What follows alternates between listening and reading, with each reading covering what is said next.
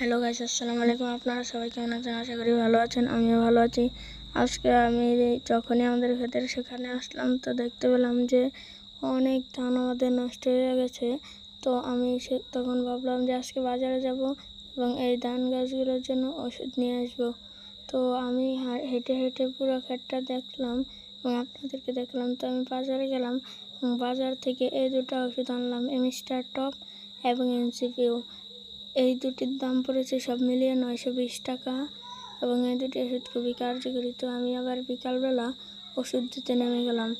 ওষুধ দিতে দিতে আমার পুরো শরীর ব্যথা হয়ে গেছে, তাও ওষুধ দেওয়া শেষ হয় না। আমাদের ক্ষেতের অনেক অংশের ধানই নষ্ট হয়ে গেছে, কিন্তু কিছু করার নেই, এখন ওষুধ দিতে হবে।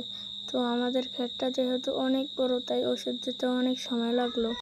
যত সময় লাগুক না কেন, আমাকে তো পুরো ক্ষেতটা ওষুধ দিয়েই তারপরেই উঠতে হবে। তাই জন্য আমি চুপ করে থাকলাম, কোনো কথা বললাম না এবং ওষুধ দিতে থাকলাম।